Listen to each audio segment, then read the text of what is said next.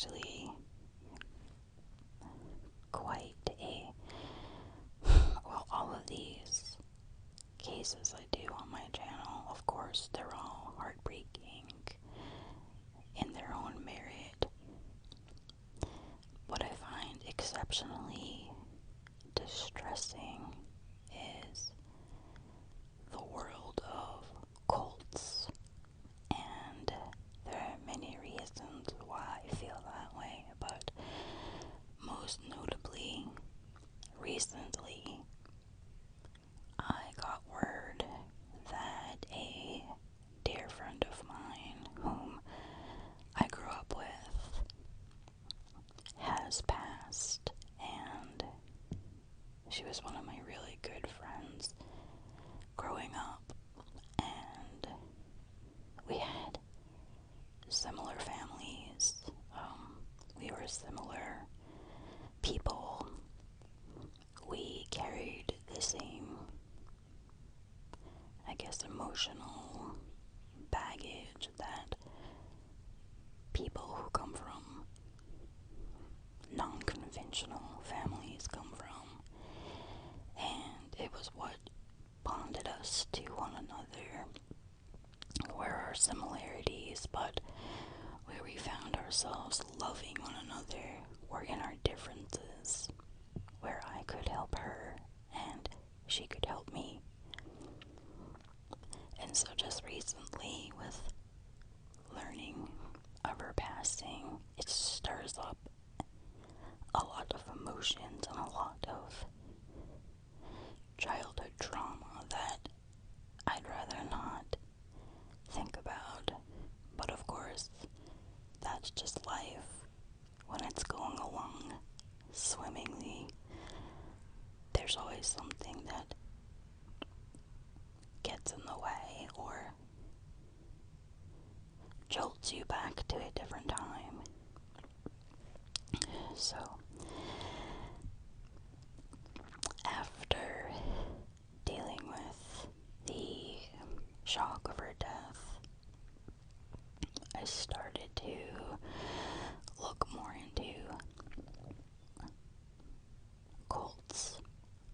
And I'm not necessarily saying that I belonged to a cult as a child, but I think the manipulation and the giving oneself over to another person who is obviously a person of power because they're an adult, and only for that reason, was something that I myself have experienced in a big way, and that may be a story for another time, but this opened my eyes, ears, and heart to find some understanding in what happened to my friend, who, by the way, her name was Cece, and she was probably my only friend whom I felt a real connection with. I have a hard time forming connections with people in general, but when I do, it's like the most loyal thing that can happen, but I don't really form those bonds very well. So anyway, looking back on this, my friend Cece was very much like me, but as an adult, she actually wagered her way into a more, what she deemed, solidified existence based upon what was going on around in her world at that time. So I started looking into, some cults. I wanted to gain some understanding from perspectives from children that were a part of, a cult behavior, because you don't necessarily have to be part of a cult to experience cult behavior. People don't join cults, they join families. So I found this cult that I had never heard of before, heartbreaking, and some people may not understand why I would even talk about this, but for me, it's healing. I don't know how many people are affected in life the way that I was as a child, and maybe it can help you too.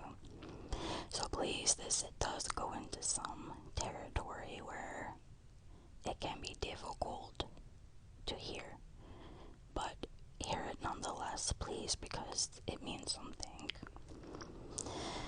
So, who I'm talking about today is Anna Young. Was 40 years old, and she was married to her husband, Jonah. And Anna and Jonah lived in Chicago, and they were both pretty sick and tired of living in an area that was so cold and had brutally cold winters. So they decided to leave Chicago and move to Georgia, where the weather was much nicer. Once they arrived in Georgia, both Anna and Jonah, they assimilated into the community fairly quickly, and they joined a local church as soon as they got there. They both started making friends pretty quickly, but they became very close with a man named Odie Pugh.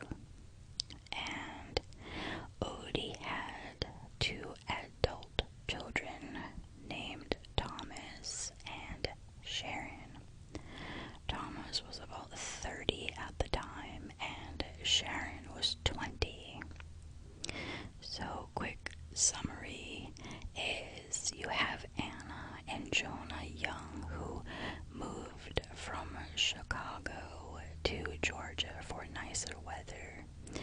And once they get there, they meet a man named Odie and Odie's adult children, Thomas and Sharon. So now Jonah and Anna, they become very involved in their church, to the point they felt called into the ministry, and they very much wanted to lead their own congregation eventually. So one year after they got to Georgia, Anna and Jonah decided in 1982 to move farther south to begin their own church. So they, along with Odie and his 2 adult children, they moved to Waldo, Florida, and they started a ministry from their home. Now this home church began to really grow, and so did Anna's spirituality and her influence. Anna felt like she had a special gift which enabled her to improve the spiritual conditions of troubled children, and she felt that she needed a larger church house to accommodate that need. Anna envisioned a large house and a lot of property where she could take in and board troubled children and adults, so she could minister to them full time. At the beginning of 1983, Anna and her husband Jonah went to check out a home that they had heard about,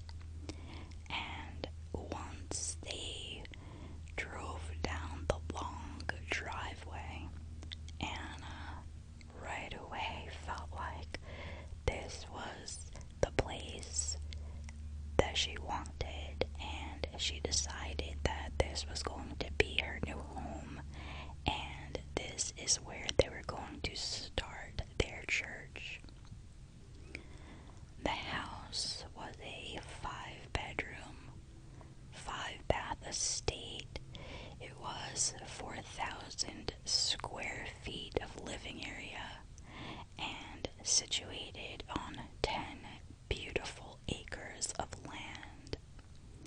There was a perimeter fence with wrought iron gates that surrounded the 83-year-old house, and the property was covered with large live oak trees that dated back hundreds of years. They were barn-type outbuildings near the house. They figured they could put farming equipment in there, and the place was really rural, so it would really give them a lot of tranquility and privacy. Now, the closest town, it's kind of a funny name. It's called Micanopy.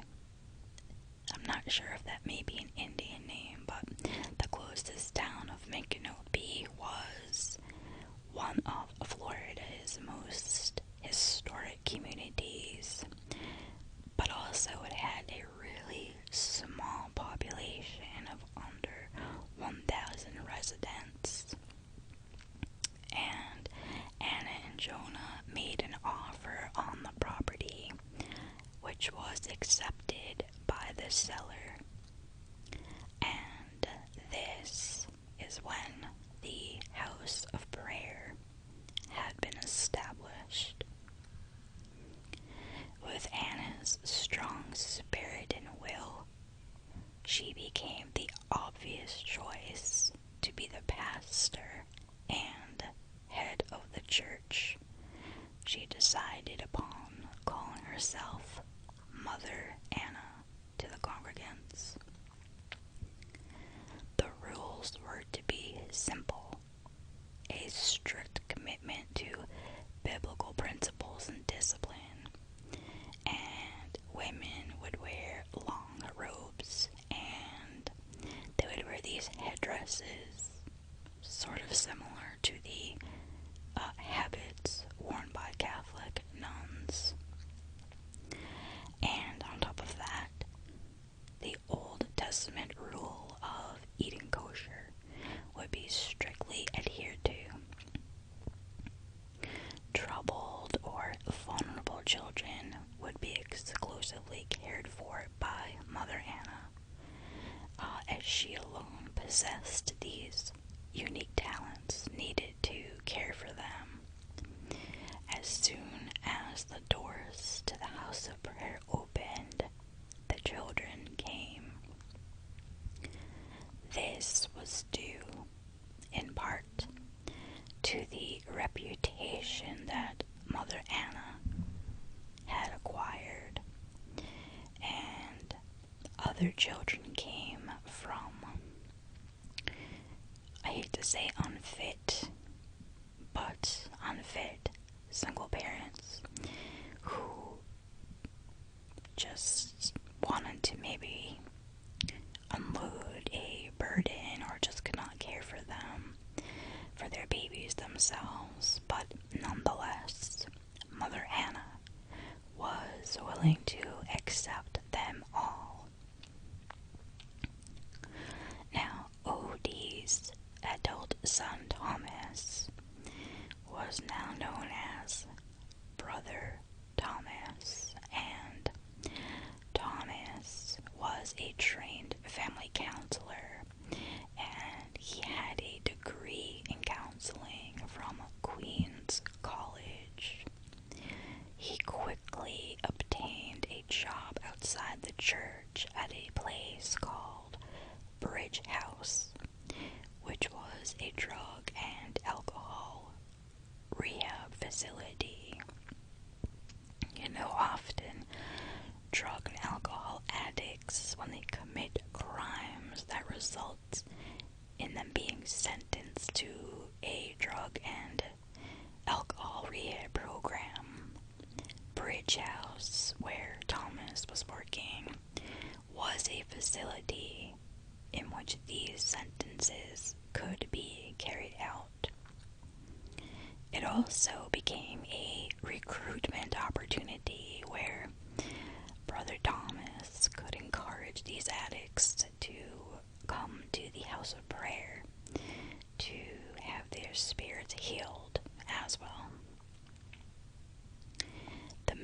memberships at the House of Prayer increased rapidly in a very short period of time. Men, women, and children were drawn to the very charismatic readings and teachings and prayer services of Mother Anna. There were 15 to 20 people who lived at the compound full time, and then there were another dozen or so who commuted daily.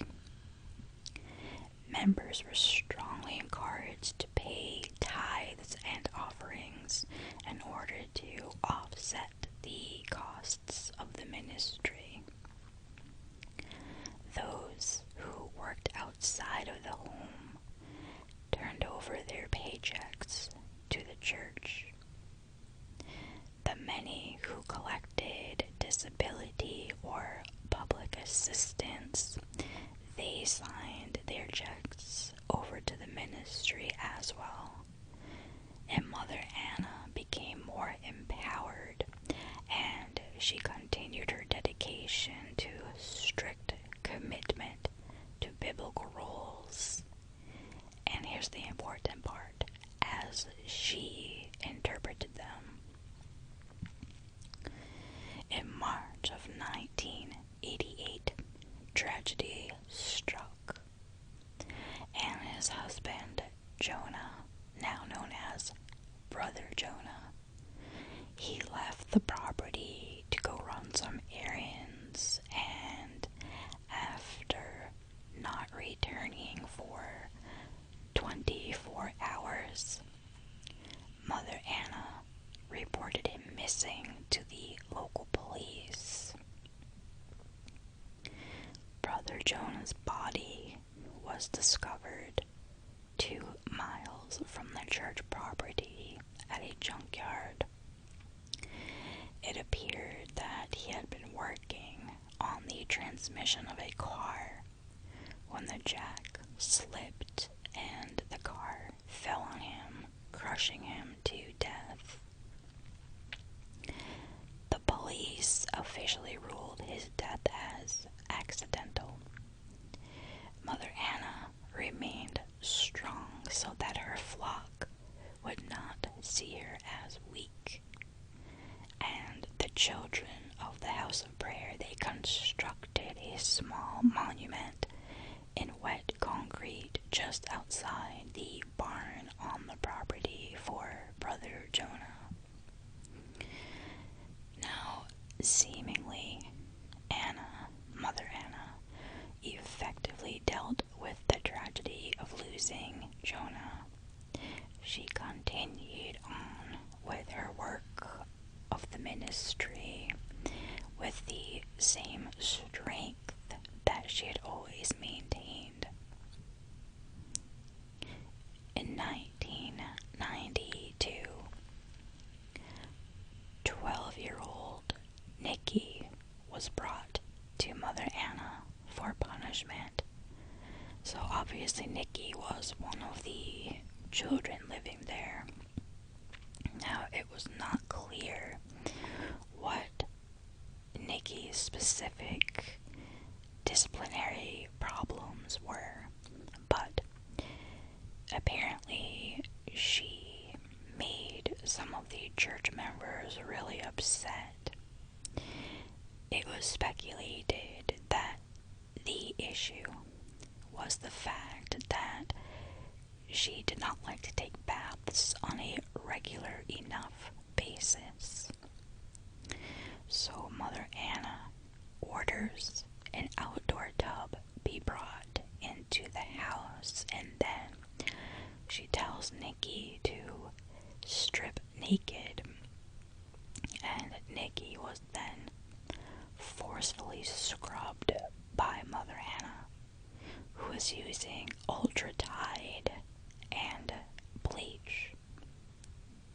While bathing Nikki, Mother Anna told her, "Maybe this will burn some of the evil out of you." 2 days later, Nikki was suffering from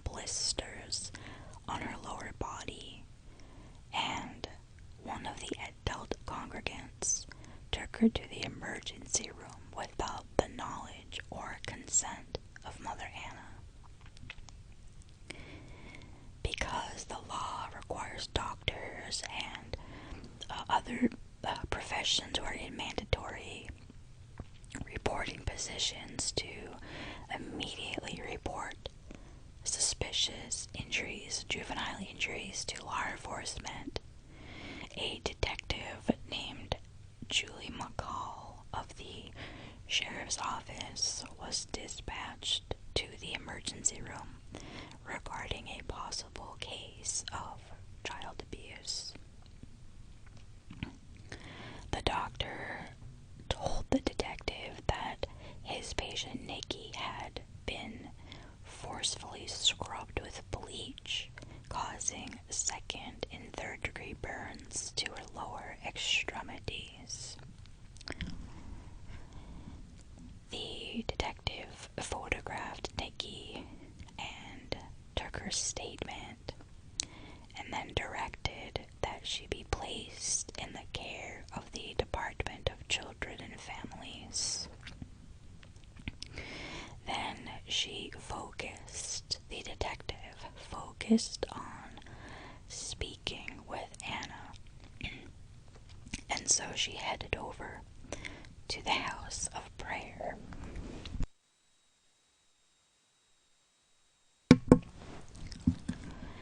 There she met with Mother Anna, and during questioning, Anna admitted that yes, she gave Nikki a bath, but she said that she could not recall what type of soap she had used. However, Detective McCall was tenacious, and she felt that Anna was dodging her questions and just outright lying regarding what had caused these injuries to Nikki, so she ended up using every interview tactic that she knew in order to try to draw out the truth.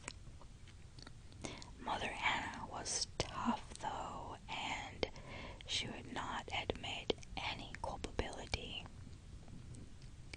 When the detective was leaving the church grounds, she told Mother Anna that she was referring the case to the prosecutor's office and that she was going to be speaking with her again. But that would not happen soon enough. Mother Anna was charismatic. She was forceful and intuitive. She knew things would not go well for her and the ministry now that Nikki had been to the hospital and the police were involved. Anna told her trusted group of church leaders that they should not cooperate with the police, and she told them to flee the area as soon as possible. She then quickly packed, told her congregants the ministry was over, and she fled the property that was once known as the House of Prayer. Mother Anna had now reverted her identity back to Anna Young, and Anna was bouncing all around between family and friends in Ohio and Illinois, trying to not get captured. But the Detective McCall, she petitioned the court for an arrest warrant for Anna, and the charge was the felony offense of aggravated child abuse. Now, for the crime to qualify as aggravated, the victim must have been subjected to great bodily harm, which I think we can agree that was indeed the case, that Nikki suffered that level of harm, and this is evidenced by the scars that she would carry for life.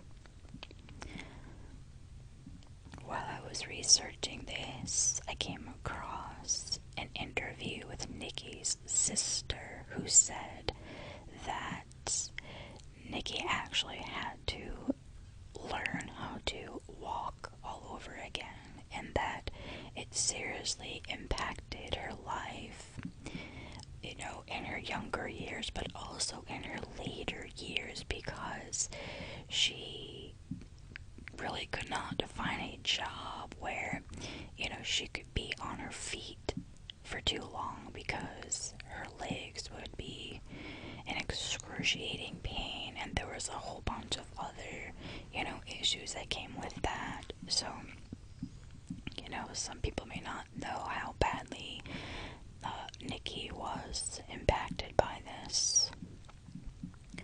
So the arrest warrant was granted, and it was entered into the National Crime Database. Now, we're going to jump ahead into the year 2001, which is 9 years since Nikki's attack, and Detective McCall was still pretty concerned about the fact that Anna had still not been brought to justice. It haunted her that Anna could get away with this for nearly a decade. So this detective decided to think outside the typical investigative box. She asked her sergeant if she could offer the Anna Young case to the producers of America's Most Wanted, as well as to the National Enquirer magazine, and the sergeant granted her request. So she submitted the information to the producers of America's Most Wanted, and it was highlighted on national television. On May 10th, 2001, Anna was spotted in Fairview Heights, Illinois. After performing a surveillance, FBI agents raided the house that they determined that Anna was living in, and they found her hiding in the attic. She was arrested and charged with the 1992 aggravated child abuse, as well as the unlawful flight to avoid prosecution. By the time Anna was extradited back to Florida and faced the court for her charge, 192 days had passed. However, she was found guilty of aggravated child abuse and sentenced to time served, 192 days.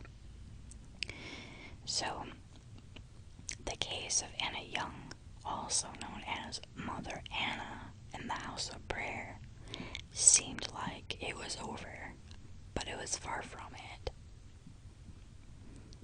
It was the day after Christmas, 2016, and a detective at the Alachua Sheriff's Office in Florida, his name was Detective Avery, and he gets a phone call from a complainant, and the detective begins speaking with this person who is a female, and she identifies herself as Joy, and she tells him that she witnessed her little brother's murder 24 years ago at the House of Prayer.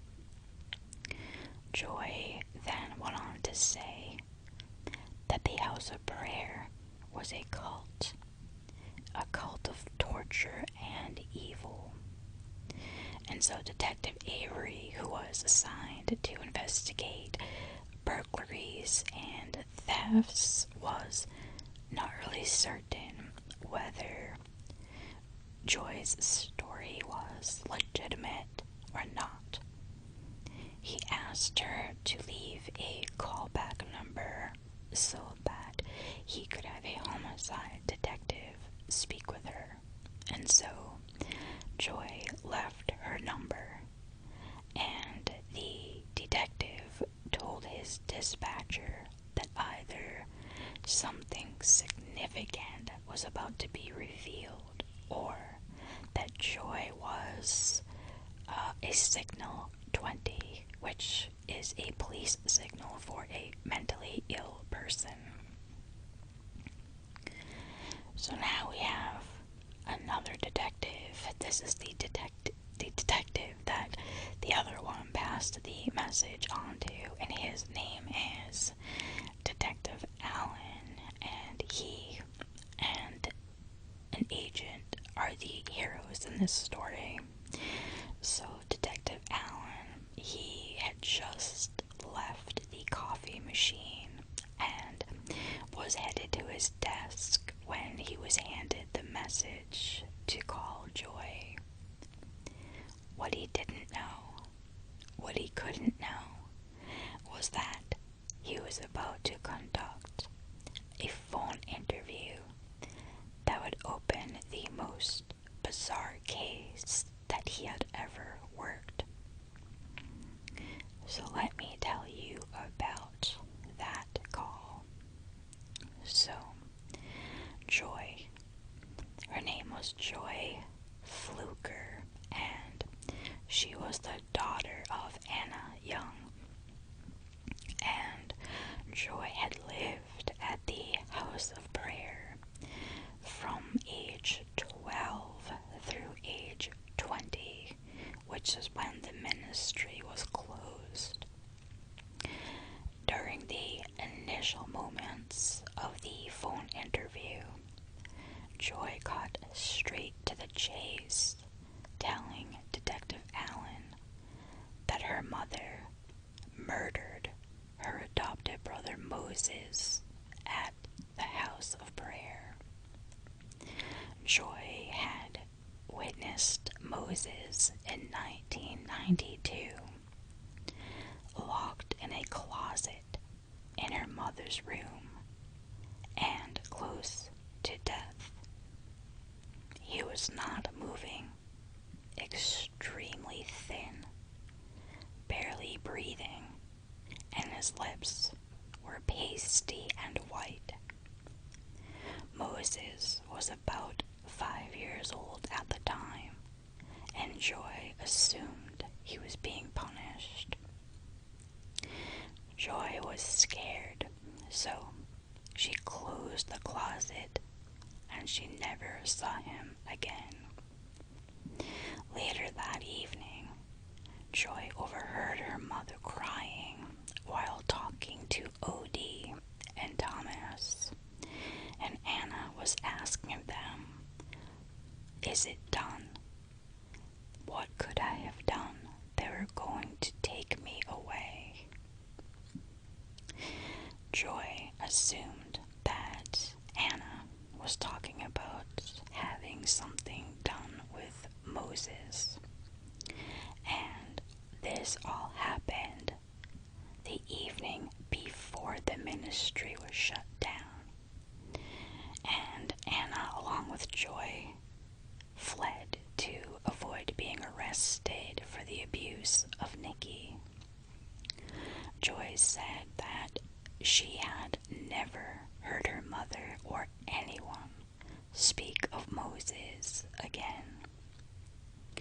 Joy also suspected her mother killed her older sister Catherine by starvation in Illinois before she was born.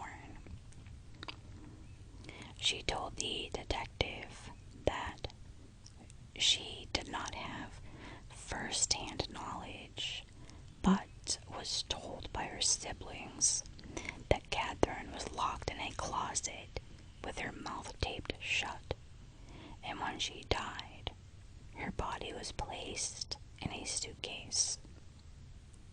Catherine's body was then buried somewhere in Harvey, Illinois. Joy explained the ministry abided by a very strict interpretation of biblical discipline, and that all punishment was ordered by Mother Anna. The discipline involved harsh punishment, including getting 30 lashes, where the congregant was whipped on the back, buttocks, and legs with an extension cord. There is also the withholding of food and water, while confined in a small space for days at a time. The captive had no facilities available in order to relieve their bodily functions, making it necessary to soil themselves. Mandatory and lengthy prayer sessions were followed by hard physical labor on the property. Joy revealed that she too was subjected to beatings and starvation. According to Joy, everyone feared and obeyed Mother Anna because they believed that she put forth the word of God, because she spoke in tongues. So for clarification, speaking in tongues is mentioned in the New Testament book of Acts, where it's described as speaking a heavenly language inspired by the Holy Spirit. Mother Anna also forbade traditional medicines, and she did not allow congregants to seek medical attention outside of the compound. She would provide whatever medical care was needed, unless a congregant were allowed to leave their church compound to work in town. Members were not permitted to walk outside of the gates. Joy ended the phone call with the detective by telling him that, quote, "My mother had a thing for torturing young kids." After the phone call with Joy ended, Detective Allen took a deep breath and collected his thoughts. Prior to this call, the House of Prayer, closed for 24 years, had not even been on his radar. But now, he just spent a considerable amount of time on the phone with a woman who may or may not be mentally competent, who described the murder of a 5-year-old boy at this church, which was no longer in operation. As a seasoned investigator, he knew what lay ahead. It was going to be another complicated and historical investigation. Detective Allen met with Special Agent Aguirre, who was not only his friend, but also an exceptionally well-credentialed homicide investigator.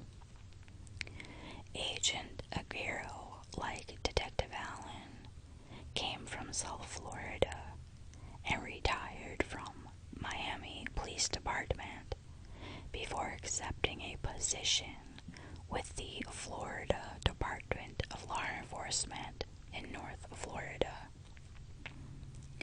Agent Aguero eagerly joined this investigation as he, just like Detective Allen, feared that horrendous crimes may have occurred and been hidden by the passing of time. Additionally, being a state agent, Agent Aguero could provide a wide array of investigative jurisdiction should the case expand beyond the county.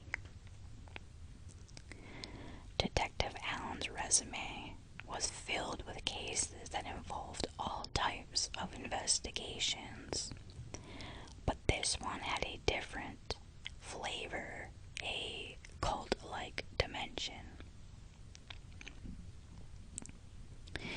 Mainstream criminologists, they consider a cult as a collection of people for the purpose of control.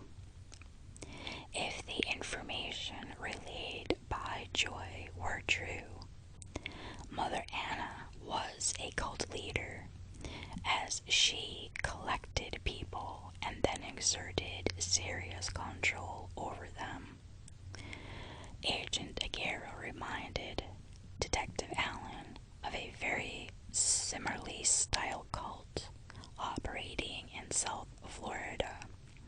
It was called the Black Hebrew Israelites, and that group was founded by Hulon Mitchell Jr., also known as Yahweh Ben Yahweh.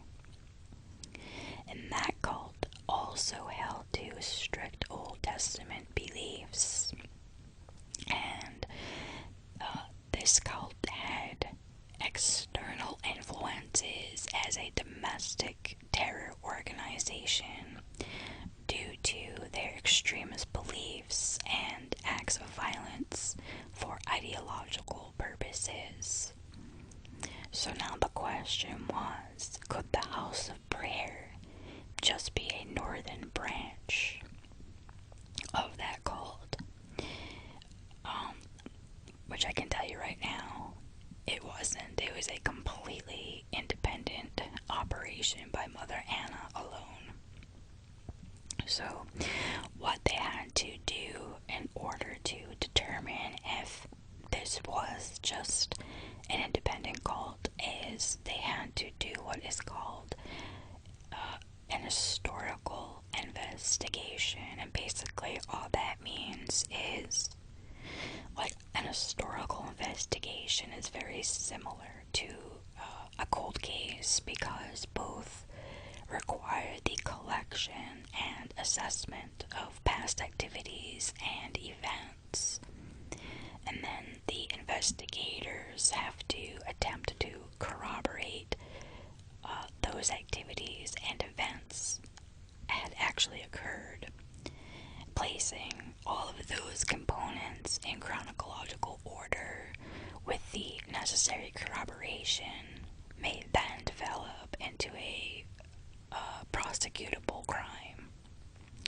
So the first thing Detective Allen had to do was to determine the credibility of the initial reporting person, who was Joy Fluker.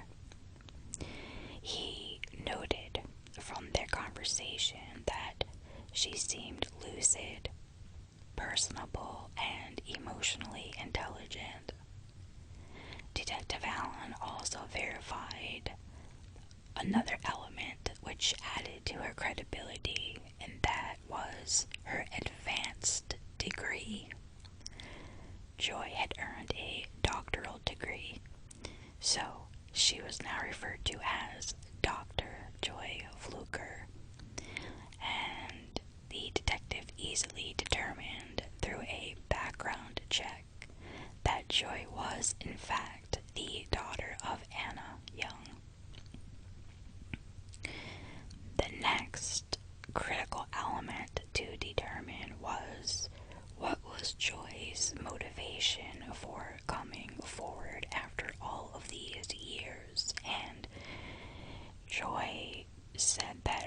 motivation was because, well, number one, most notably, was the guilt that she felt, but also she said that she had a terrifying incident with her mother when her mother attempted to gain undue influence over Joy's children. And so when that happened, that was the final straw for Joy. So these detectives aggressively dug into every historical tidbit available regarding the House of Prayer. Records from the property appraiser's office proved that the church operated from 1983 until 1992 under the ownership of House of Prayer, a nonprofit organization. So they find the investigative report detailing the accidental death of Joni Young, as well as the investigation that the detective Julia McCall did, resulting in Mother Anna's arrest in 2001 for aggravated child abuse. They also discovered numerous other police reports, ranging from disturbances to missing person reports that had occurred at the property. Criminal background checks offered another revelation. Anna had been arrested for yet another child abuse. This was in 1968, when Anna was 24 years old. Anna was living with her husband, John Moulton, in Warren, Ohio. And they were living there with John's 2 daughters from a previous marriage. Anna became angry with John's 5-year-old daughter, and she beat her with a stick, causing severe welts and bruising. The child was taken to the emergency room where she was treated for her injuries, and the doctor noted that she was bleeding from her vagina. Anna was arrested and charged with excessive punishment. She was sentenced to mental health treatment and admitted to Youngstown Hospital for psychiatric treatment. Anna's marriage to John ended shortly after that. The historical inquiry continued with the discovery of an investigation launched on November 23rd, 1993. A detective had investigated the death of 2-year-old Katanya Jackson, who, along with her 5-year-old brother James, lived at the House of Prayer. Katanya had been taken to Shands Hospital in Gainesville due to seizures. While at the hospital, she had a fatal seizure, and the attending doctor also saw visible signs of physical abuse on Katanya's body. So when they did the autopsy, it revealed bruises to her skull, her legs, and the bottoms of her feet. In spite of the findings of the injuries, the doctor ruled Katanya's death as seizure disorder and determined that the death could have been prevented had she received regular seizure medication. Oddly, reports indicated that Catania was the daughter of Anna and Jonah Young, though official vital statistic records did not confirm that. Catania was quickly buried after the autopsy, and before the police were notified of the possible abuse. The detective in that case applied for and received a court order to have all children removed from Mother Anna's house of prayer. He, along with members of Florida Health and Rehabilitative Services, they arrived at the property and they brought with them stuffed animals, toys, and snacks, all kinds of things to make the children comfortable. However, once they got there, the team was met at the closed gate by male church members who refused them entry. Detective Allen could not find a follow-up report indicating what additional action, if any, was taken. He and Agent Aguero discovered another incident in 1985 where 8-year-old Amos, also a resident at the House of Prayer, was taken to Shands Hospital for a scalp infection. While examining the child, the doctor found significant scars on his arms, his legs, buttocks, and half of his left ear was missing, and that ear injury seemed rather recent. The doctor ruled Amos had been the victim of severe physical abuse. A detective responded to the hospital in order to conduct a criminal investigation, only to be disappointed by Amos's refusal to cooperate. He would not make any statements or answer any questions regarding his injuries or anything that happened at the House of Prayer. I mean, the child was 8 years old and scared to death. So the detective, he applied for and received a search warrant for the property of the House of Prayer to search for and check on the welfare of the children that were located there. Upon arriving there with the search warrant, the detective was allowed entry, and he saw that there were 4 children present. There were 3 males and 1 female, and the children's ages ranged from 7 to 11, and they appeared afraid and they would not answer any questions. However, the detective noted that all of the children seemed to have sufficient food and shelter, but he did notice that they all had scars on their faces. Like the prior investigation, this was all the information pertaining to Amos available to Detective Allen and Agent Aguero. Both of these investigators, they both knew that they were going to have to really dig deep in order to figure out exactly what had happened to little Moses, who, according to Joy, was her adopted little brother.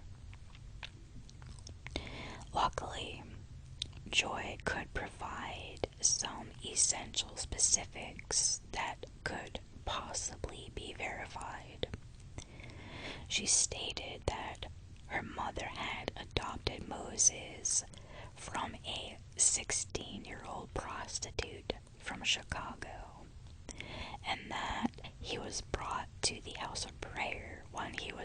approximately 1 year old. Detective Allen notified the Bureau of Vital Statistics in Chicago, and he was able to get the much-needed verification. Anna Elizabeth Young adopted Iman Harper in 1988. Agent Aguero reached back out to Joy regarding the first name, and he was told that Mother Anna changed everyone's first name to a biblical name when they joined the church, and the name that she chose for Iman was Moses. Detective Allen requested and received a certified copy of Iman Harper's birth certificate and entered the document into evidence. As more corroboration was occurring, this case needed to be pursued vigorously. So now I'm going to be talking about the interviews that these detectives had with various people to corroborate what happened in that house. Joy had provided the names of multiple people who had been members or who had frequented the house of prayer. Because this case was 24 years old, it was conceivable that some of them had died or moved to parts unknown, or even perhaps if they were found that they would be afraid or unwilling to cooperate. The investigators found all of those mentioned elements that I just said to be the case. They were able, though, to locate some very key witnesses who provided astounding accounts of the 9-year history under Mother Anna. So Sharon Pugh, now if you remember, Odie was Anna and Jonah's friend who went along with them to the ministry, and Odie had those 2 adult children, Sharon and Thomas. So Sharon was the sister of Thomas, and according to Joy, Sharon had intimate knowledge, as did Thomas, of the inner workings of the ministry. As both Thomas and Sharon were adults during the reign of Mother Anna, there may exist the potential for past criminal involvement on their part. Any witnesses that were children at the time would not be subjected to potential prosecution. But they weren't children, they were adults, so Detective Allen knew the likely information that was held by Sharon and Thomas was critical to the investigation. So he and Agent Aguero made an appointment with the state attorney to discuss options. And during that meeting, it was agreed that both Sharon and Thomas would be offered immunity for their cooperation and for their potential later testimony. So now Sharon sat down with Detective Allen and Agent Aguero, and she received her letter of immunity. The investigators noticed immediately that Sharon was visibly shaken by the events that occurred many years ago. They noticed that her wrist seemed slightly deformed and that she tended to favor it. she explained while at the house of prayer.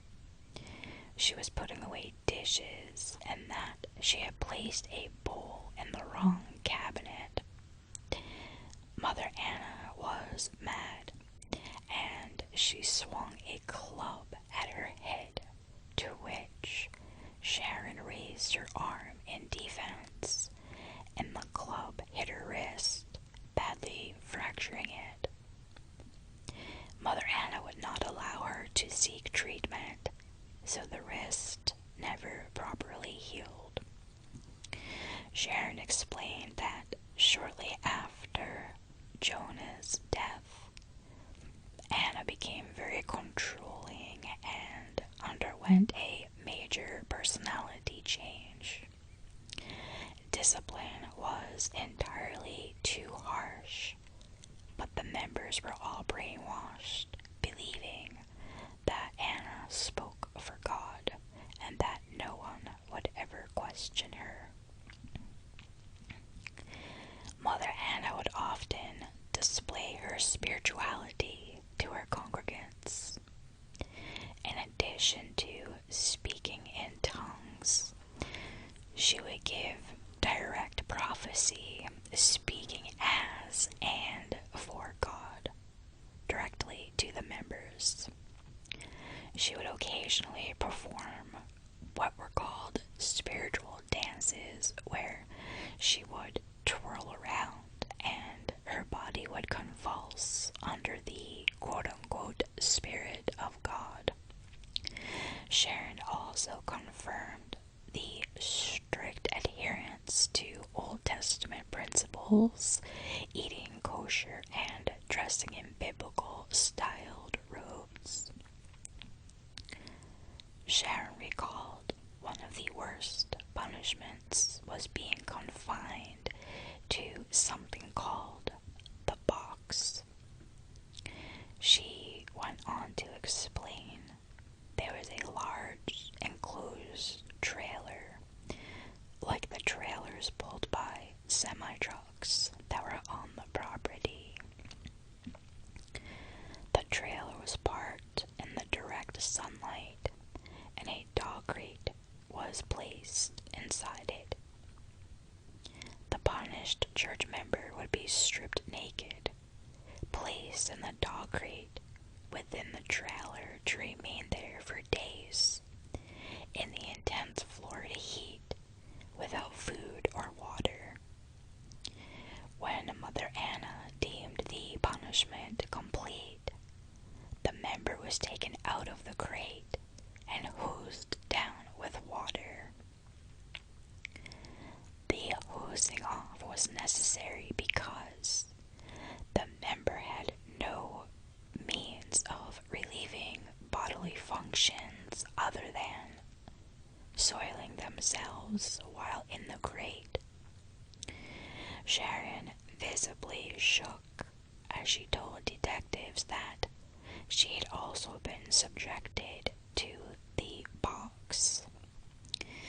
Regarding Moses, Sharon guessed that he was approximately 1 year old when brought to the house of prayer. Moses, like the other very small children, were kept in Mother Anna's bedroom and were seldom seen. Sharon specified Mother Anna's room had a closet and a secret loft where she held the small children. She regularly heard crying and screaming coming from that bedroom, which made Sharon believe the children were being tortured. Again, very shakenly, Sharon spoke of Moses, saying, "I saw Moses after he died. Anna put him in a straw hamper, and I looked into it and knew he was dead because there was a water bug on his head and he was swollen." She went on further to say,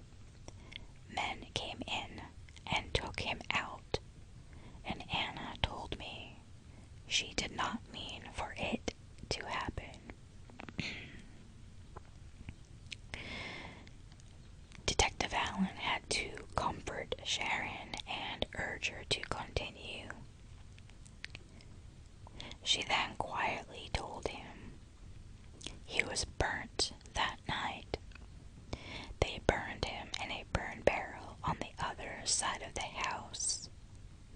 I walked back there a couple of times, from the house to the fire. Agent Aguero asked if Moses was still in the hamper when placed in the burn barrel, and Sharon said no, they took him out of the basket. Unfortunately, Sharon then told the investigators that her father, O.D., had died years prior, and had he still been alive, could provide a lot more information. She asked if detectives knew about his castration, and they were very, very surprised by that. They had not heard of any castration up until this point. Mother Anna had accused Odie of having sexual relations with one of the female members of the House of Prayer.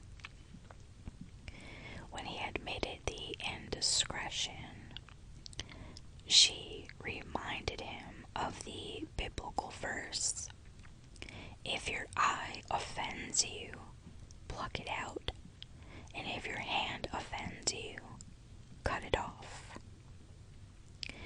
Anna then ordered Odie to repent from his sin and pay the appropriate price for his misdeeds. She demanded he castrate himself.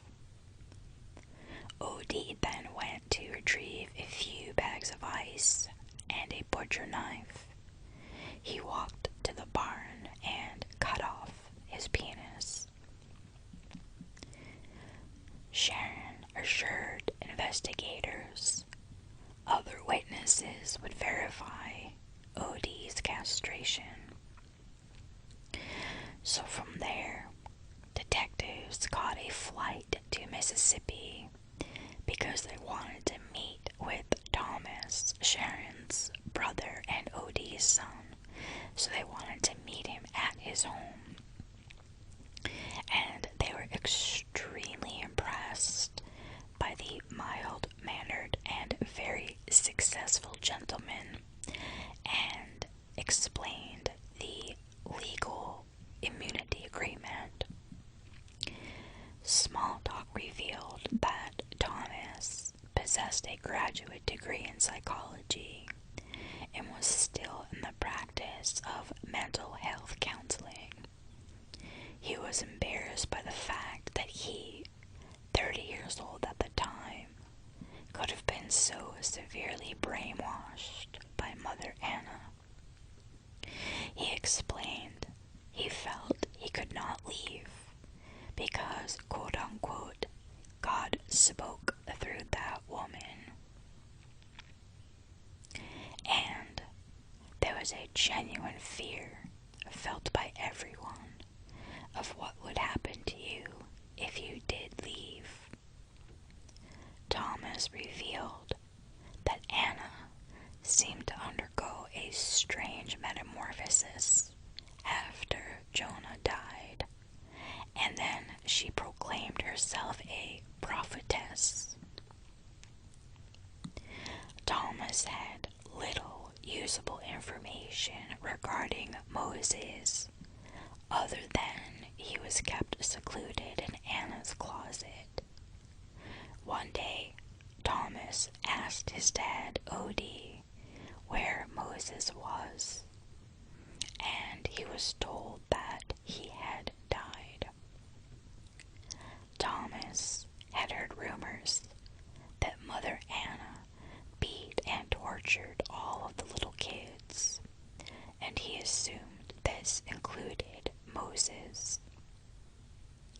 The two investigators aggressively but politely continued to press him on his recollection of the events surrounding Moses, but Thomas could not recall specifics. He indicated that he had gotten to the point that he did not like being at the house, so he worked at a lumberyard in addition to his counseling duties activities at Bridge House in order to avoid the church and the ministry. He confirmed that his entire pay from both jobs went directly to the house of prayer, specifically to Mother Anna, because she handled all of the finances. Thomas revealed that Odie, his father, had died in 2011. Thomas also confirmed that Odie had an affair with a female member of the House of Prayer, and Mother Anna directed him to be castrated. Odie performed the castration himself in the barn, and afterward was cared for by Sharon and a teenaged boy named James Neal, who also lived at the compound. The self-inflicted wound was not healing correctly, and there was fear that infection would set in. So Mother Anna agreed that Odie could seek medical treatment, but not locally. She was afraid if he went to a local hospital that someone might question what had happened, and there would be unwanted attention at the House of Prayer. So Odie went to a hospital in Atlanta, which was 250 miles away, and he received treatment there. Now James Neal was actually the one I just told you about who took care of Odie, but James Neal was actually the brother of Katanya Jackson. He was now a thriving and articulate adult, and the investigators went to go speak with him, and James told Detective Allen that he came to the House of Prayer when he was 5 or 6 years old with his baby sister, Katanya. Their mom brought them, and she too lived there, but she was immediately separated from her children once they arrived there. He claimed he was regularly tortured by whippings, starvation, and also witnessed Mother Anna abusing Katanya. According to James, on one occasion, he saw Anna holding Katanya upside down and beating her legs and bottoms of her feet with a stick. James also confirmed that he helped care for Odie after his castration. Investigators also spoke to a woman named Fonda Favors, and Fonda was 9 years old when her 18-year-old sister Sabrina's 2-year-old son Marco, and Fonda and Sabrina's mother Gloria moved into the House of Prayer. They, like many other members, were recruited from the economically depressed areas of Gainesville.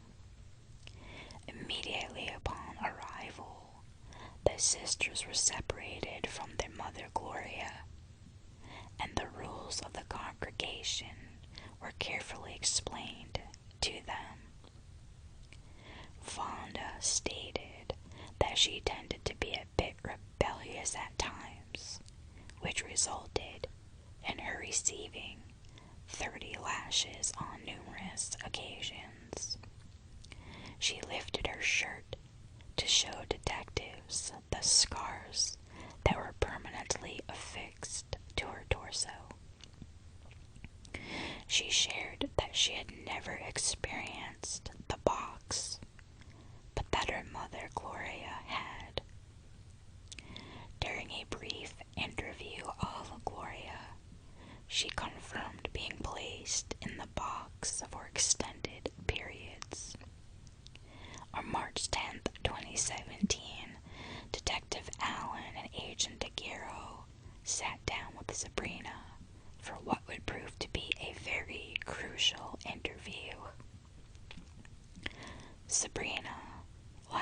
Sharon was still shaken as she recounted her history. She complained she was sick thinking about it, and her entire time spent there was horrifying. Immediately upon arrival, Marco was separated from Sabrina by Mother Anna, who kept him locked in her room. Through sneaking around, Sabrina witnessed her toddler being beaten and starved. She was also aware that Marco was placed in a small closet within Anna's bedroom for days without food. According to Sabrina, when Marco was 4 years old, Mother Anna asked about his ethnicity. Sabrina told her that he was half Puerto Rican, which made Mother Anna angry. She ordered Marco out of the house. Mother Anna ordered Sabrina and OD to take Marco to Puerto Rico and abandon him on the street. Shortly after this, Marco, OD, and Sabrina flew to San Juan, Puerto Rico. The two adults found a Catholic church and left the baby on a bench outside of the sanctuary. Odie and Sabrina then flew back to the mainland and returned to the house of prayer, having fulfilled the order of Mother Anna. Agent DeCaro asked her, "How could you even do that?" And Sabrina explained that she was afraid that Mother Anna would kill Marco had they not followed her orders. As if the interview with Sabrina needed more shock factor, she then explained that Mother Anna confided something to her in confidence. Mother Anna told Sabrina that when Anna was a young woman, she killed her stepdaughter by locking her in a closet with no food or water, literally starving the child to death. As reported by Sabrina, Anna told her this occurred in Chicago, and she disposed of the body in the woods. Anna would not further elaborate on this incident, and Sabrina did not ask for any additional detail. As the interview portion of this investigation was concluding, detectives wondered what they had just heard. Even with all of the corroboration of Joy Fluker's statements, this was almost beyond belief. At that point, the investigators refused to refer to Anna Young as Mother Anna any longer. So now these detectives, from a proactive standpoint, had two immediate investigative initiatives that needed to be pursued. So they both knew they must physically visit the infamous property. They were very eager to search the house and the barns and all of the property for any evidence that possibly survived the past 24 years. They also needed to verify as much as possible the information provided by the witness interviews. Perhaps some of that verification would emanate from the search of the property, but more would still need to be done. They chose to tackle the search first, as the House of Horrors has changed hands numerous times since being vacated by Anna. The first order of business was to determine who the present owner was. They end up doing this records search at the property appraiser's office, and they find out that the owner is a man named Lee Whited, and he gave them permission to search the property. He was more than happy to allow them on the property after hearing all of this stuff that had happened. And so the detectives end up getting together a bunch of different organizations and departments, and they end up going in there with crime scene specialists. They end up getting forensic professors. They end up using geographical information system technicians and forensic anthropologists. And so one of the primary issues discussed at the meeting was what exactly they would search for. They didn't know what available evidence would still be there after there were multiple owners that occupied the property. What would be the shelf life for evidence if it were found after 24 years? The team clearly understood that bones would provide potential clues, and depending on the bone type, the potential could exist for DNA extraction. But also, one thing that sticks out is that Agent Aguirre, he did not really believe Sabrina's story about abandoning Marco in Puerto Rico.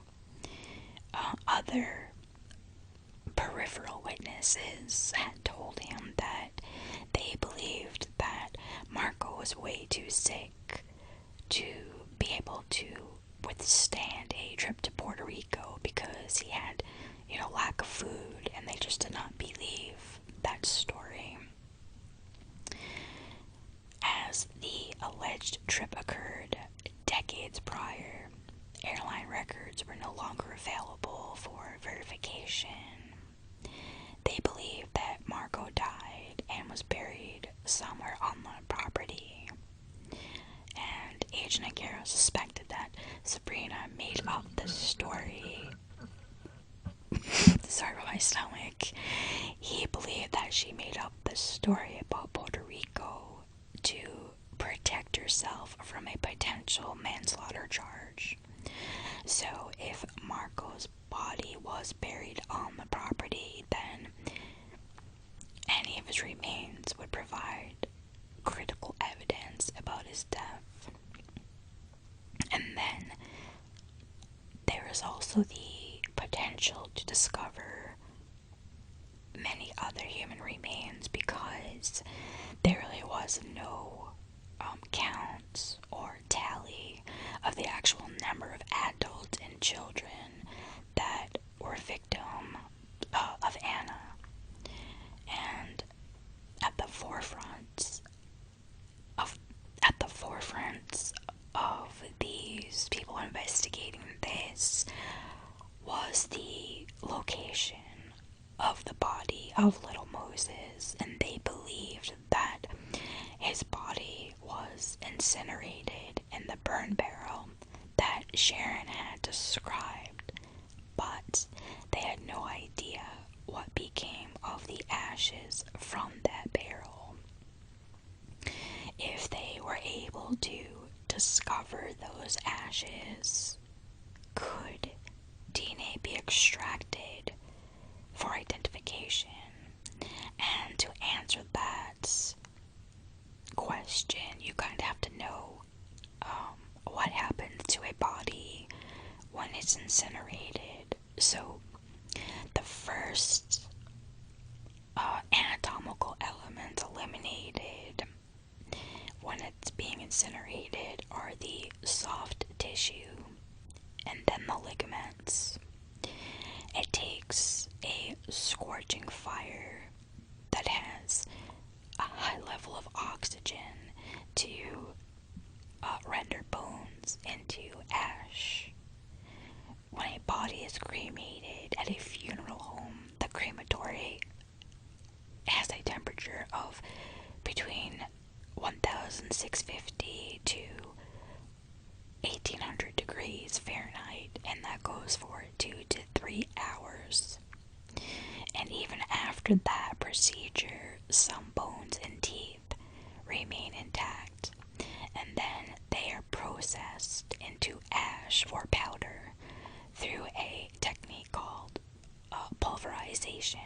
And once this process is concluded, no usable DNA can be extracted from the remains. Moses was reportedly burned in a burn barrel where the typical temperature only reached around 450 degrees Fahrenheit. So it was then reasonable to believe that Moses' body was not completely incinerated. If investigators could locate a tooth or a bone, then there was a reasonable possibility of obtaining that DNA. So they made this plan of what they were going to do. They were going to get numerous helicopter flyovers to assess the terrain and to see the depressions and mounds of the property. They were going to be using geographic information systems, data from satellite images, and those images would be available from prior years, and they would show what the property actually looked like during the years that Anna was doing her evil operation. They also used specialized cadaver dog that was capable of discovering charred human remains. They also used ground penetrating radar just to identify all of the soil abnormalities, which went up to 50 feet and also could penetrate concrete slabs. They also had to get a plumber because a plumber would need to locate and access the septic tanks, and also they needed at least one backhoe for digging. Also, too, they had all of the crime scene necessities such as sifting screens, luminol, shovels, cameras, lasers, all that stuff, fingerprint equipment, everything, and all of the specialized materials that were required for the excavation were also given to them. So with all of the logistics planned out and accounted for, the search started on a cold spring morning in 2017. And I will tell you that what they found were 2 burn pits, one 55-gallon burn drum, a rose garden, 2 dead animal dumping areas, and 2 areas of soil depressions in the backyard of the residence. It's just so ironic that there was a rose garden amongst all of that. So the cadaver dog, he did not alert on anything that was in the burn pit, which is where Sharon had said that the burn barrel was located that Moses was placed in. But also, too, that was the same place because it was in front of the barn where the burn pit was. And that barn is the barn in which O.D. performed his own castration. But unfortunately, after all of that work, they really did not find much of anything, nothing of evidential value anyway.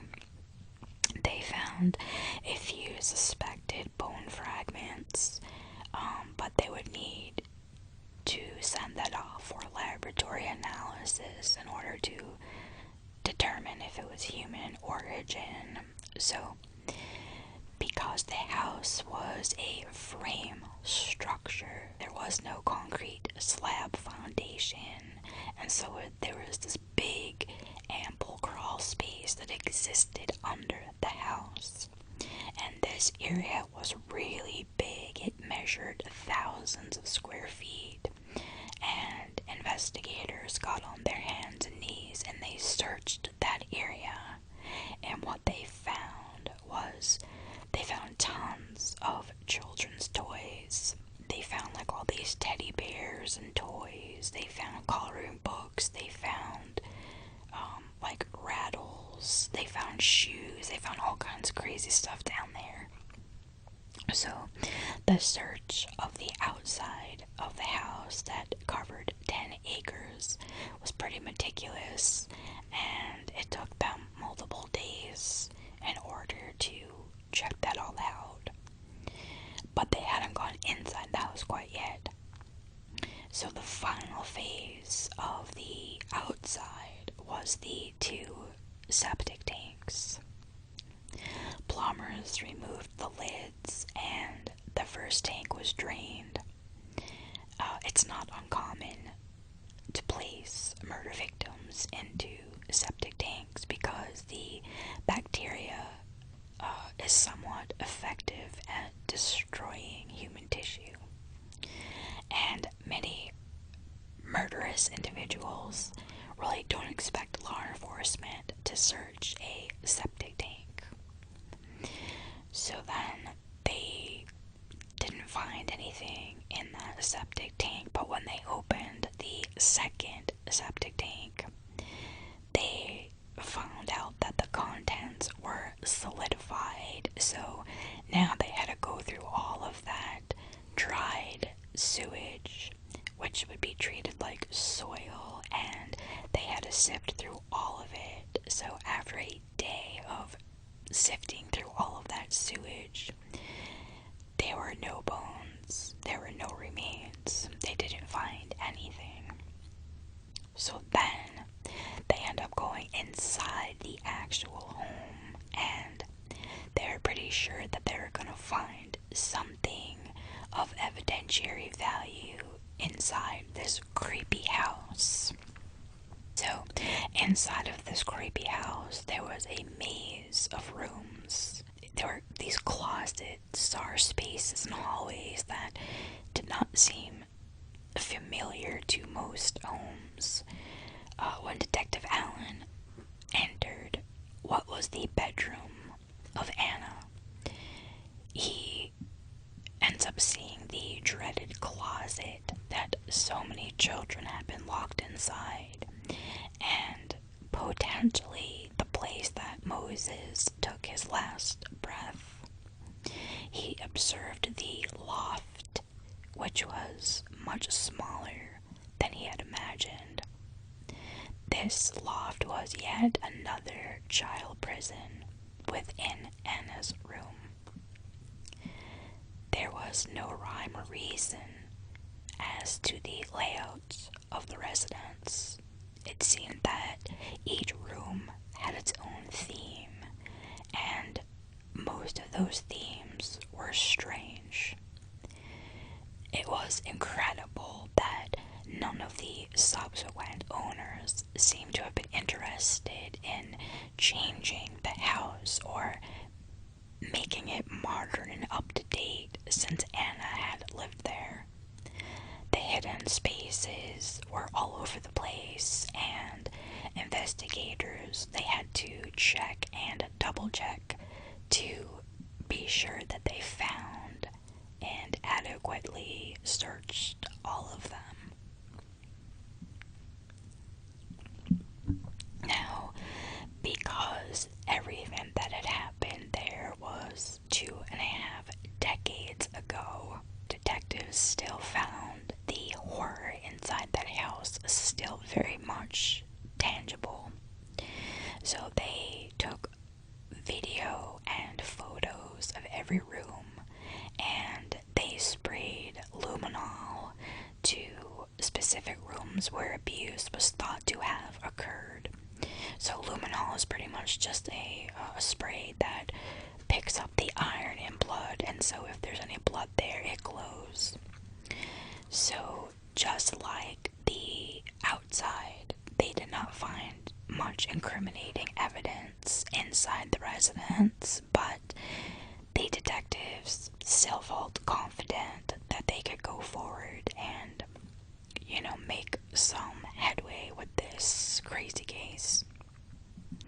They were really appreciative of what they discovered because it did provide some needed corroboration to support the witness testimony that they had received.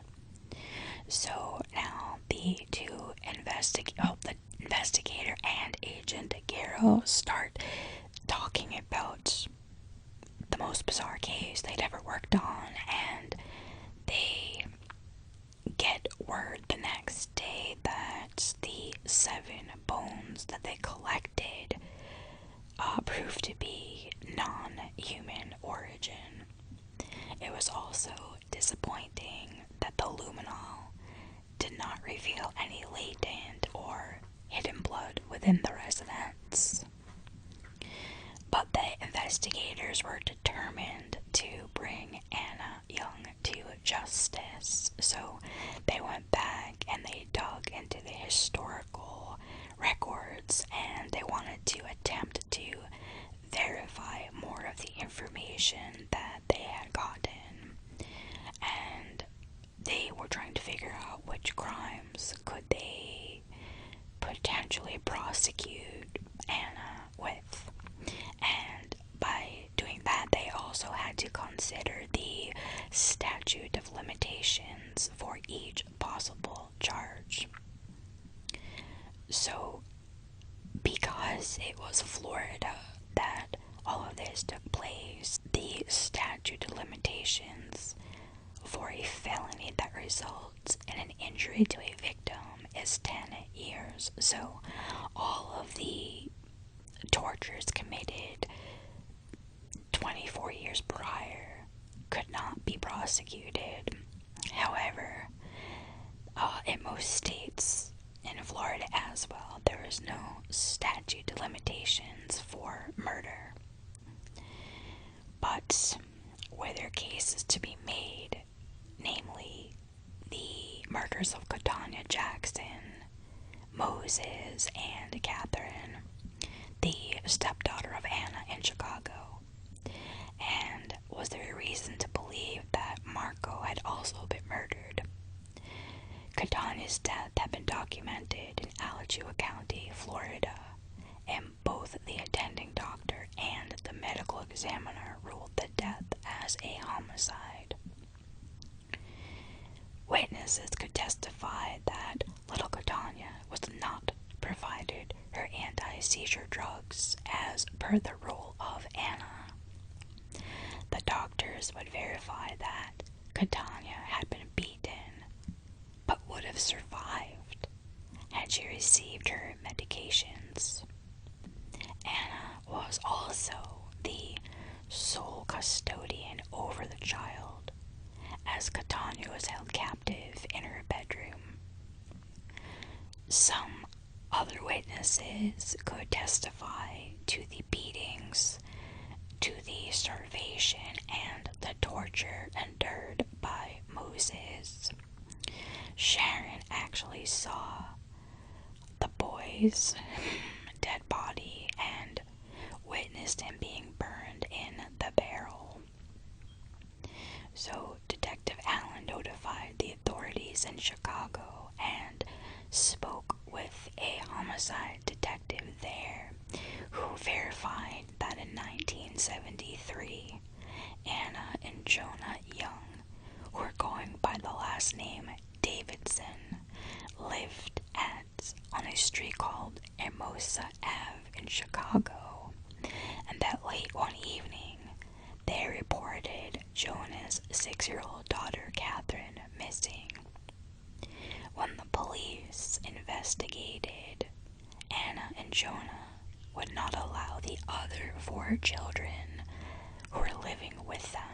to speak with the investigators.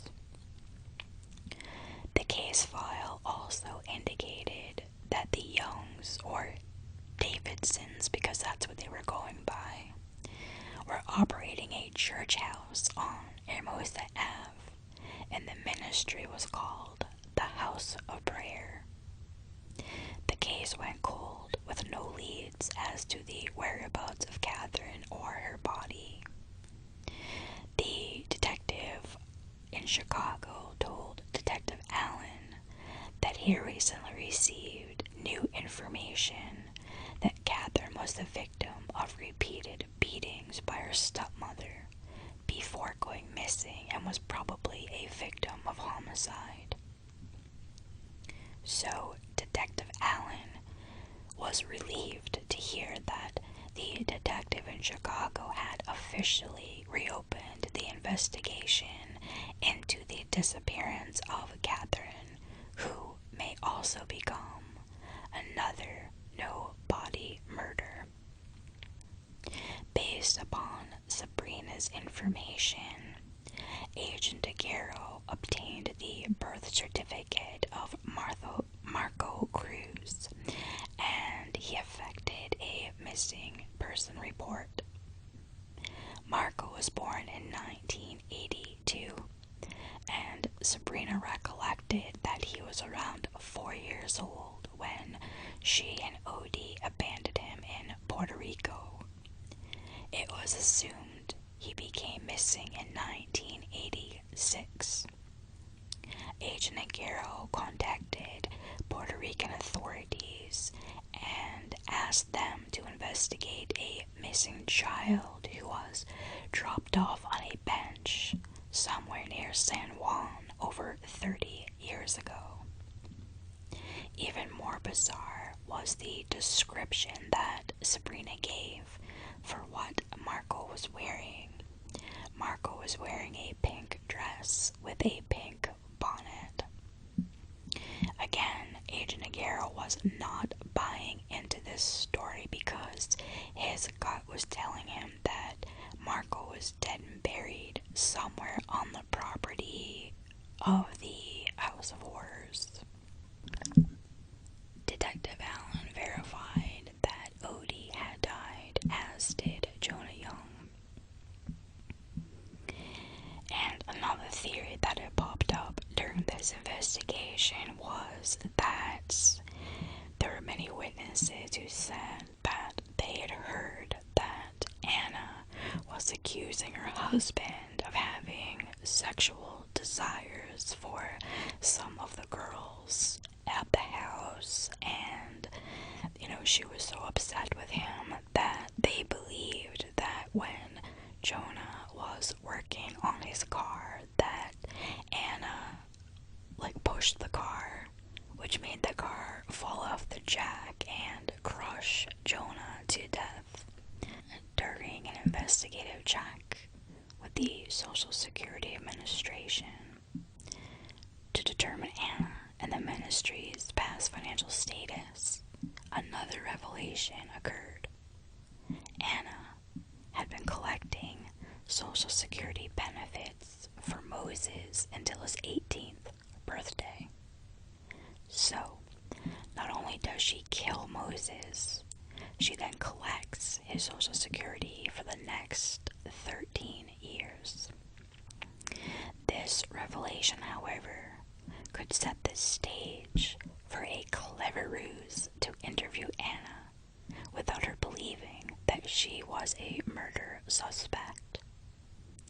At that point in the investigation, if the investigators were not fully prepared to arrest her, regardless of the results of the interview, it would be dangerous for her to know that she was a murder suspect. After all, she already had a record of fleeing and trying to avoid arrest. As Detective Allen and Agent Aguero knew from their interview with Joy, Anna currently lived in Marietta, Georgia, and they planned a road trip. Detective Allen would call Anna and schedule an interview at the Social Security office in Marietta. To bring her stress level down, they would tell her the discussion would be regarding possible Social Security fraud and that she may be a witness. The investigators would be bringing with them a woman named Leslie D'Ambrosio, who was a highly skilled criminal profiler, and they wanted her to get a psychological read on Anna and the murder suspect. Well, Anna, the murder suspect. Now, for the interview, Leslie would pose as an investigator for the Social Security Administration. The phone call to Anna was successful, and she agreed to meet investigators on March 29, 2017. When Anna arrived in the lobby of the Social Security building, she was greeted and brought to a comfortable office that did not resemble an interview room. Detective Allen, Agent Aguero, and Leslie introduced themselves as investigators. As Anna was not in custody or had any reason to believe she was in custody, they were not obligated to advise her of her Miranda rights. It was a bit awkward at first for the investigators because they had envisioned Anna as an imposing, sinister, and hardened woman. In reality, what sat before them was an elderly and seemingly gentle lady. The ruse became rather obvious as questioning quickly turned to the phone call they received from her daughter, Joy Fluker. Suddenly, Anna became focused and very direct in her responses, and she said that Joy caused many problems at the ministry. She said that Joy was vengeful and vicious, and she accused Joy of murdering children. Agent Aguero gently asked Anna if she had killed children, to which she replied, "Of course not." When the matter of punishment was brought up, Anna defended that there was appropriate discipline at the church, and that all corrective actions were ordered and carried out by the brothers, not her. She then quoted a few biblical scriptures to reinforce the righteousness of discipline. The investigators revealed to her that they had learned that she was the sole person in charge and possessed unquestionable power. She claimed that was all nonsense and said no one was there under her power or control.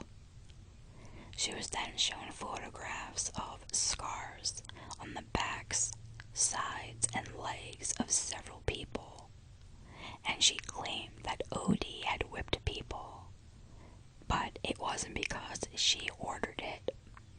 She also claimed that she had never saw scars on any one person. Regarding the torture of children and locking them in her room, she adamantly denied the accusations. She also admitted that she had given a bath to Nikki, but she said it was proper and with soap only. Anna recalled Catania and stated the child's anti-seizure drugs caused her to stare off into space and did not seem to be good for her. Nonetheless, Anna denied withholding Catania's medication and would only say that she had heard the child had a seizure and died at the hospital. She claimed her husband's death was purely accidental and denied sending Marco to Puerto Rico. When confronted about Moses and the fact she had cashed his Social Security checks. She claimed that Moses was very much alive, and she gave the money to him. However, she had not seen him since he reached adulthood and had no idea where he was. Many more questions were asked, and any criminal conduct was denied by Anna. It had been pre-planned to not ask her about the disappearance of Christine in 1973 because that case was actively being pursued by authorities in Chicago.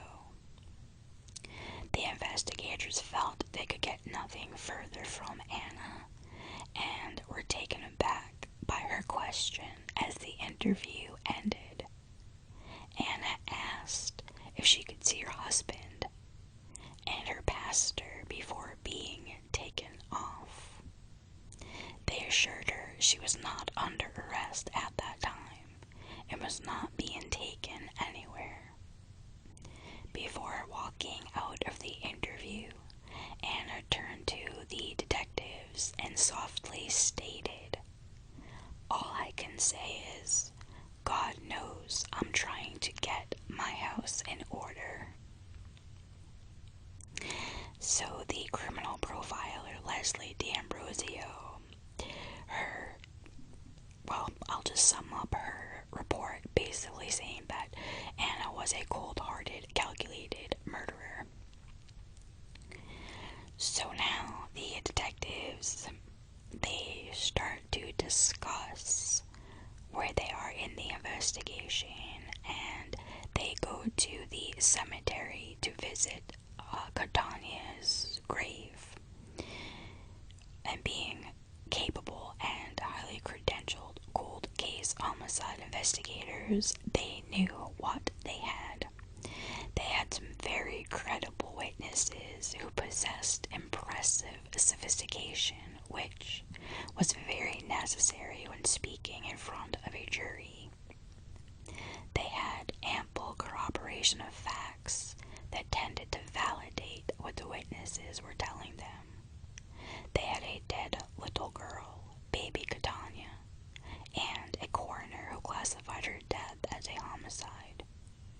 They had an eyewitness who viewed the dead body of Moses and saw his attempted incineration.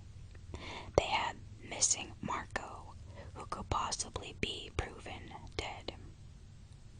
They had a ton of historical information and potential testimony to exhibit against Anna Young as a heavy-handed cult leader who killed and terrorized her members. Still, the detectives were realists. They had no physical evidence, no DNA, no confession, and other than Catania, no bodies for Moses or Marco. Could they convince the state attorney to prosecute 2 no-body homicides, or should they just bring about Catania's case? Their theory was that Anna was a power-hungry, murderous cult leader, could be backed up by witnesses, but what would her actual motive be for killing these children? What would a jury think about a case where the crimes were committed a generation earlier, and the defendant is now a 78-year-old grandmotherly-looking lady? The investigators were not so much pessimistic. They were doing precisely what brilliant cops do, wondering what is the ability to prosecute a case beyond a reasonable doubt. So from there, they scheduled a meeting with the state's attorney. Now, the state's attorney, he was this no-nonsense crusader for justice, and of course he oversaw a staff of prosecutors, but he did not assign the case to one of the prosecutors. Instead, he wanted to handle it himself because he found it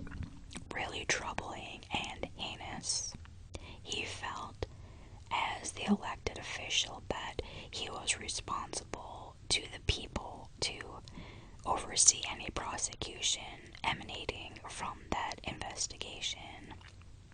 So, the state's attorney had been regularly briefed by these investigators, and he congratulated them for conducting an exemplary investigation and agreed that the case would not get any better than it already was, and he allowed them to voice their opinion on what charges they wanted to bring against Anna.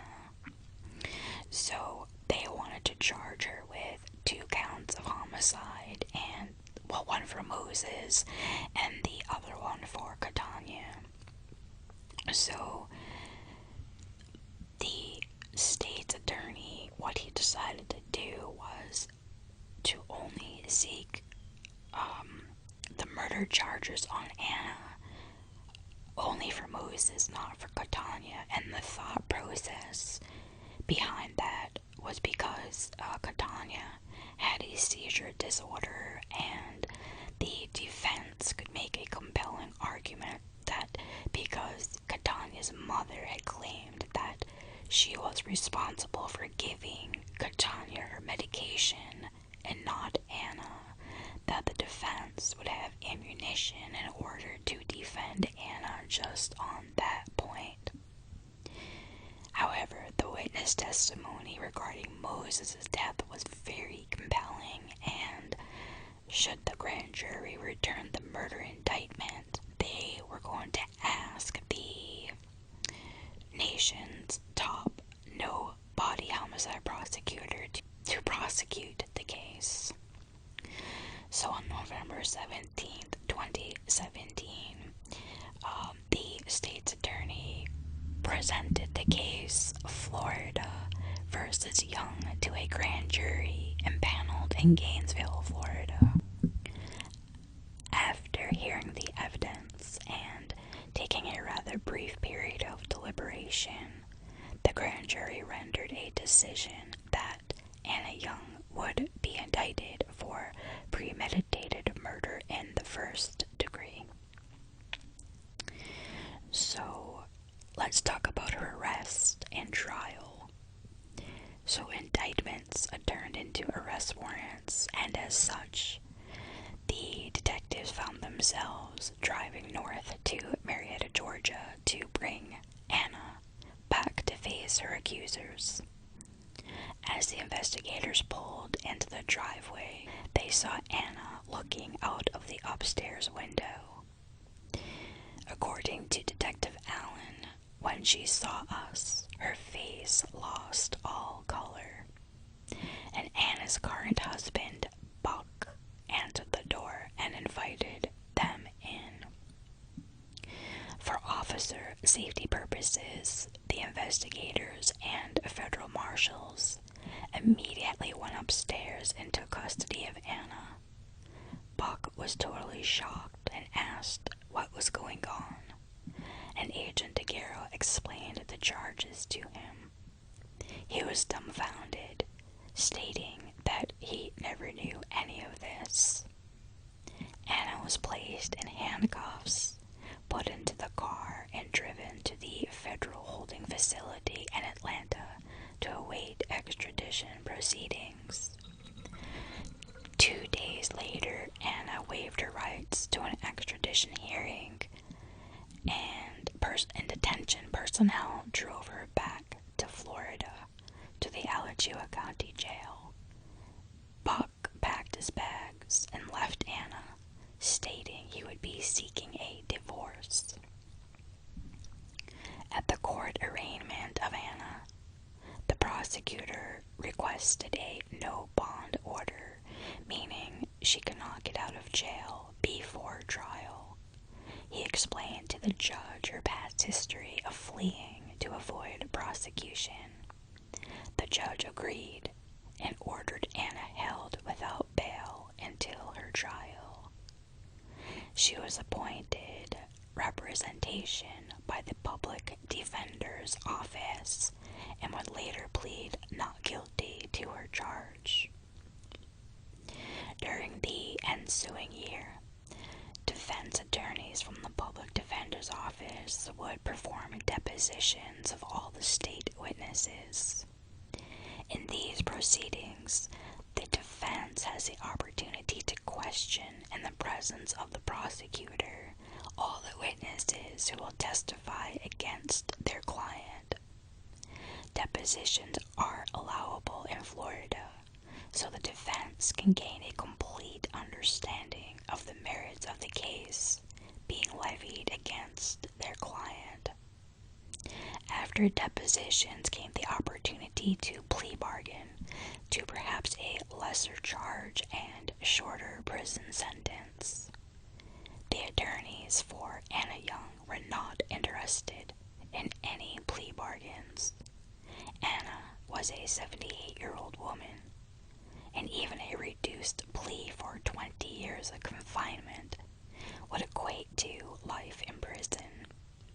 Anna Young had nothing to lose. She would go to trial. Anna's team of attorneys were gaining a degree of assurance after each deposition was completed. They recognized that the only evidence against their client was built upon vague witness testimony regarding events that had occurred or allegedly occurred 2.5 decades earlier. They were also acquiring confidence that they could introduce a total game changer at the very onset of the trial. That monumental event would involve daring the prosecution to prove that little Moses was even dead. After all, he wasn't old enough to have been using credit cards, cell phones, or social media, which could have been utilized to indicate an abrupt interruption indicative of death. If the jury is not convinced that Moses was dead, their client, Anna Young, would be a free woman. Yet in the back of their minds, they also knew they were in a dogfight with the greatest no-body homicide prosecutor in the land. The House of Prayer, now infamously known as the House of Horrors, sat eerily empty during the years preceding the arrest of Anna Young. The current owners, knowing of the past of the property, finally decided to get rid of it and to do so as quickly as possible. On February 29, 2020, the house and property were auctioned off to the highest bidder. The proud new owners of the property outside of Micanopy, Florida, purchased the estate for a mere $129,000. Anna initially pled not guilty, but changed that to no contest. And on February 17, 2021, Anna was found guilty and received 30 years for the murder conviction, which would have run concurrently with 15 years for manslaughter. On March 31st, 2021, Anna died at the age of 79 from COVID. She served only 33 days in state prison before her death.